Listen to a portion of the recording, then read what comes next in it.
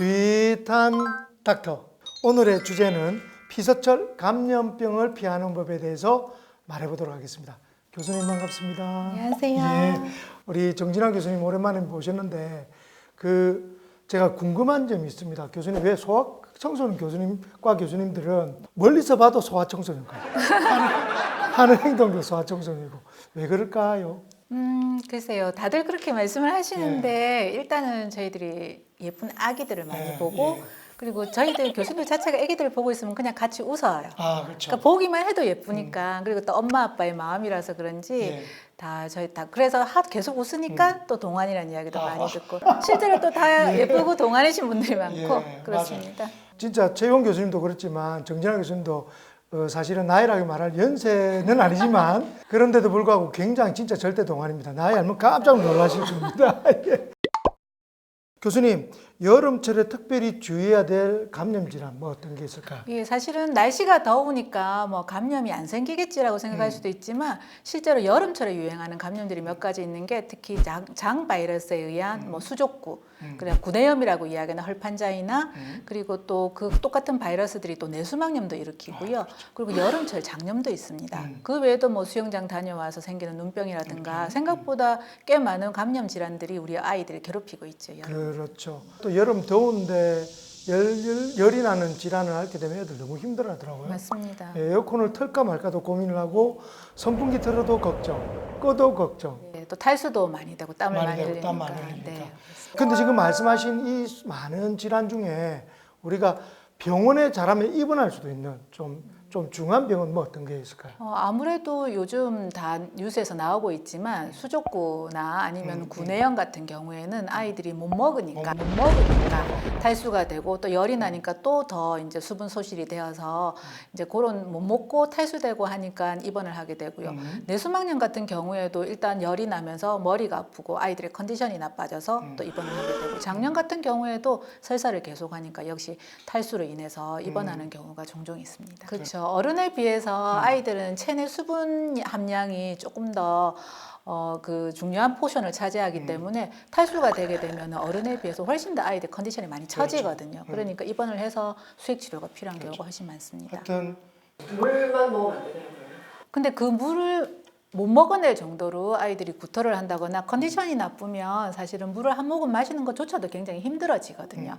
그러니까 물을 집에서 먹어만 낸다면은 사실은 크게 걱정을 안 하셔도 되고 아이가 밥을 안 먹더라도 이제 물을 많이 먹어서 소변을 충분히 평소처럼 본다면은 굳이 입원할 필요까지는 없습니다. 하지만 먹는 양도 떨어지고 소변량이 일단 그래서 저희가 항상 오면은 못 먹는 아이들 엄마들한테 물어봐요. 소변이 평소보다 얼마만큼 적습니까? 해서 어느 정도 유지가 된다면 굳이 입원을 안 하고 집에서 보리차를 먹인다든가 아니면 경구수액제를 먹일 수가 있지만 그 소변량도 적고 그리고 아이들의 컨디션이 처진다면 이거는 입원 치료가 필요한 그런 경우가 되겠죠. 경고 수액제는 어떤?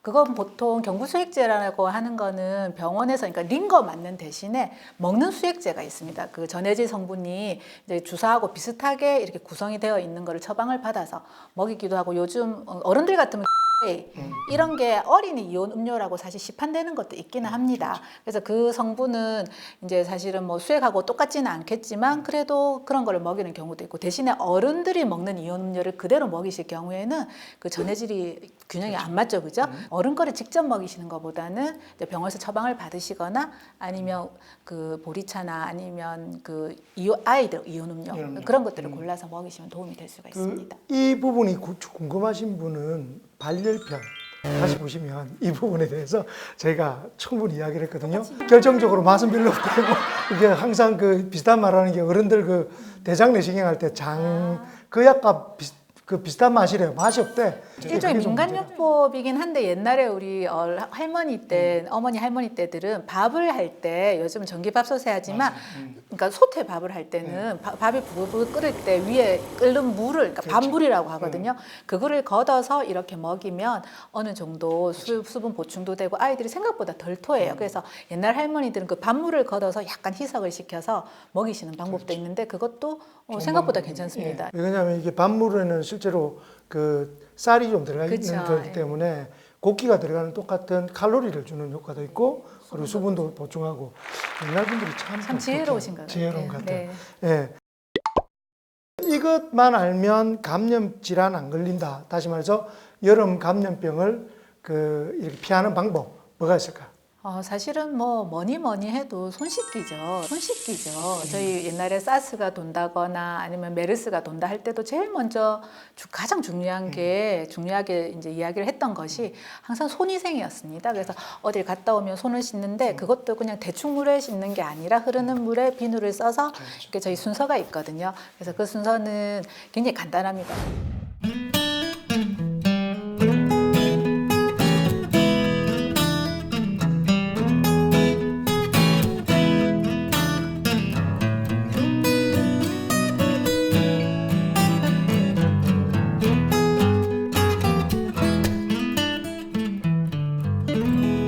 그리고 한 가지 더 보탠다면은 사실은 양치질까지 해주면 굉장히 도움이 됩니다. 이불을 통해 가지고 굉장히 또 많이 전염이 되기도 하고 또 입에 들어온 것으로 인해서 이제 호흡기 쪽으로 들어가기도 하기 때문에 그 손 씻는 것 플러스 양치질까지 해주시면 조금 더 완벽하게 됩니다. 네, 양치질하기 힘들면 하다못해 가글이라도 이것도 습관이 중요한 것 같아요. 엄마 아빠가 잘 안 씻는 분들 있잖아요.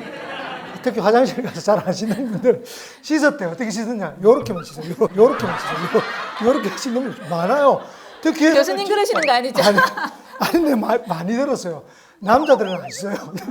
근데 여자들도 진짜 이렇게만 씻는 분이 있는데 이것도 습관인 것 같아요. 집에서 엄마 아빠가 밖에 나왔다 손을 씻으면 아이들도 그걸 따라서 이렇게 씻게 되는데 엄마 아빠가 안 씻는 습관하면 애도 당연히 평생 안 씻죠.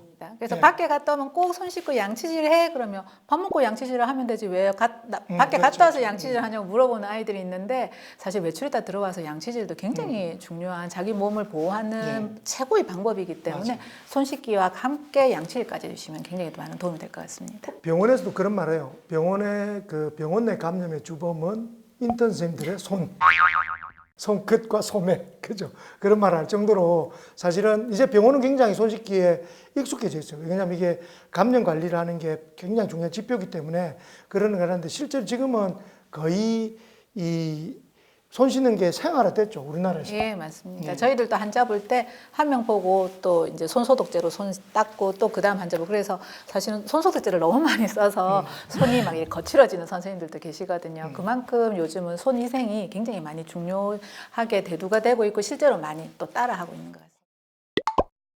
또 감염병이 만약에 의심이 된다. 이것만은 꼭 기억하자. 사실 우리 몸에 균이 들어왔다라는 가장 제1번의 증거는 사인은 열이거든요. 그래서 열이 나면은 뭔가 몸 안에 균이 들어왔구나. 다행히 소아들은 아주 심각한 세균 감염보다는 바이러스 감염이 많습니다. 그래서 계절성 바이러스라든가 요즘 같으면 장 바이러스. 그래서 일단 열이 나게 되고요. 만약 호흡기 쪽으로 감염이 들어오면 기침이나 콧물이라든가 이런 평소에 없던 증상들 아니면 토하거나 설사를 한다든가.